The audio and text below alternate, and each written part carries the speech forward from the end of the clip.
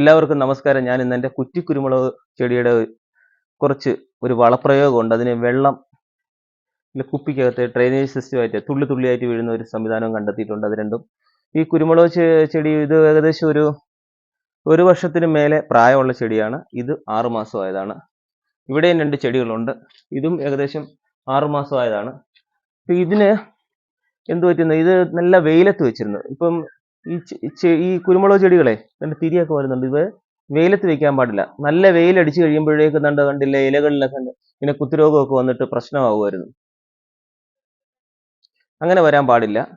അപ്പൊ അതിനെന്ത് ചെയ്യണം, നമ്മൾ അധികം വെയിലില്ലാത്തതും എന്നാൽ അധികം തണലില്ലാത്ത അത്തരം ഒരു കാലാവസ്ഥയാണ് ഈ കുരുമുളക് ചെടിക്ക് ഇഷ്ടം. അപ്പൊ ഇതിനുവേണ്ടി കുരുമുളക് ചെടിക്ക് ഇതിന് തഴച്ചു വളരാൻ വേണ്ടി ഇപ്പൊ ഞങ്ങൾ ആ വെയിലത്തു നിന്നൊക്കെ കഴിഞ്ഞ് മാറ്റി വെച്ചതിന് ശേഷം വെള്ളമൊക്കെ നനച്ചപ്പം തളിരൊക്കെ വരും തുടങ്ങി. പക്ഷെ കൂടുതൽ നല്ലപോലെ വിളവ് കിട്ടാനും നല്ലപോലെ തഴച്ചു വളരാനും ഒരു ഒരു ഒരു വളപ്രയോഗമുണ്ട്. അത് നിങ്ങളെ എന്തെല്ലാം കാര്യങ്ങളാണ് അതിന് ആവശ്യമുള്ളതെന്നും അതെങ്ങനെയാണ് ചേർക്കുന്നതെന്നും ഒന്ന് കാണിച്ചു തരാം. അതിനോടൊപ്പം തന്നെ ഈ കുപ്പിയിൽ എങ്ങനെയാണ് ഡ്രെയിനേജ് സിസ്റ്റം വെള്ളം തുള്ളി തുള്ളിയായിട്ട് വീഴുന്നതെന്നുള്ള സംവിധാനം കാണിച്ചു തരാം. ഇതിനാവശ്യമായ ഘടകം എന്ന് പറയുന്നത് ചാണകപ്പൊടിയാണ്. നല്ല പൊടി, ഉണങ്ങിയ ചാണകപ്പൊടി എടുത്ത് ഈ പാത്രത്തിലേക്ക് ഇടുക. ഇവനെ നല്ലപോലെ ഒന്ന് പൊടിക്കണം. അതിനുശേഷം നമ്മൾ സാധാ ചാരം ഇതിനകത്തിട്ട് ഇടുക. അത് നന്നായിട്ട് പുരട്ടണം. എന്നിട്ട് കഞ്ഞിവെള്ളം, എന്നിട്ട് മിക്സ് ചെയ്ത കഞ്ഞിവെള്ളമാണ്. കഞ്ഞിവെള്ളം കൂടെ ഒഴിച്ച് നന്നായിട്ട് ഇങ്ങനെ പുരട്ടണം. എന്നിട്ട് ഈ ബാവസ്റ്റിൻ കണ്ടില്ലേ, ഈ ബാവസ്റ്റിൻ ഒരു തരിയെ ഒഴിക്കാവൂ. ഒരു തരി കുറച്ചിടണം. കുറച്ചിട്ടതിന് ശേഷം ഇതിനകത്തേക്ക് വെള്ളം ഒഴിക്കുക. 1 കപ്പ് വെള്ളം ഒഴിച്ച് നന്നായിട്ട് ഈ തടി വെച്ചിട്ട് ഇങ്ങനെ ഇളക്കണം. ഇളക്കിയതിന് ശേഷം ഇത് ചെടികളിൽ തളിക്കുന്ന സൗകര്യത്തിന് വേണ്ടി ഈ കപ്പിലേക്ക് മാറ്റുക.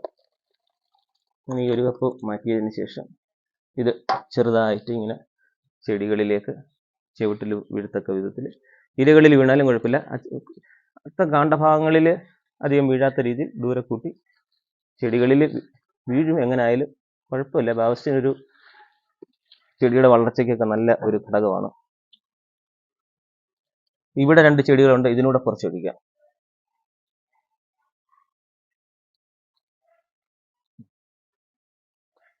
ഇനിയും ഇതാണ്ട് ഇതിനു വേണ്ടി ഒരു കുപ്പി എടുത്തിട്ടുണ്ട്. ഈ കുപ്പിക്ക് വേണ്ടി ഇവിടെ ഭാഗത്ത് ഒരു ഹോളുണ്ട്. ഈ ഹോളിലേക്ക് ഈ ബഡ്സ് ഇങ്ങനെ കുത്തിക്കയറ്റണം. നന്നായിട്ട് കയറ്റണം. നന്നായിട്ട് പിരിച്ചങ്ങോട്ട് കയറ്റണം. കയറ്റിയതിന് ശേഷം ഈ സൈഡിലും കയറ്റിയിട്ടുണ്ട്. ഈ സൈഡിലും കയറ്റിയതിന് ശേഷം ഇവിടെ മേളിൽ ഈ അടപ്പിലും വേണം, എന്നെങ്കിലും വേണം. എന്നിട്ട് ഇതിനകത്തൊരു വെള്ളം നിറയ്ക്കുക.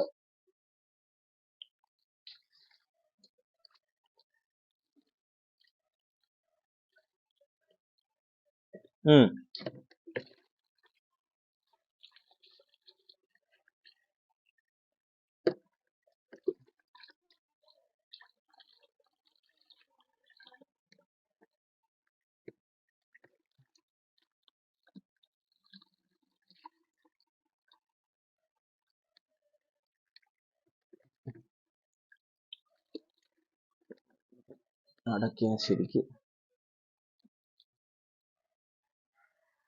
ഞാനിങ്ങനെ മേളിൽ നിന്ന് നൂലെടുത്ത് ഇങ്ങനെ മേളിൽ നിന്ന് കെട്ടിട്ടുണ്ട്. നിങ്ങൾക്ക് കമ്പി വെച്ചിട്ടോ എന്തെങ്കിലും വിദ്യ വെച്ചിട്ടോ ഈ സാധനം ഇങ്ങനെ കെട്ടിത്തൂക്കിയിടാം. അത്രയേ ഉള്ളൂ. കണ്ട് ഇങ്ങനെ ഇട്ട് കഴിയുമ്പോഴത്തേക്ക് ഇങ്ങനെ ഇതിൻ്റെ പൊക്കത്തിൽ ഒരു തുള്ളി തുള്ളിയായി വീഴുന്ന രീതിയിൽ കെട്ടിയിട്ടാൽ മാത്രം മതി. വെള്ളം ഇങ്ങനെ തുള്ളി തുള്ളിയായിട്ട് വീണുകൊണ്ടേയിരിക്കും. കണ്ടില്ലേ, ഇത് തുള്ളിയായിട്ട് വീണു. ഈ അടപ്പ് തുറക്കുന്നതനുസരിച്ച് ഇതിന് വെള്ളം വരും. കണ്ടല്ലേ,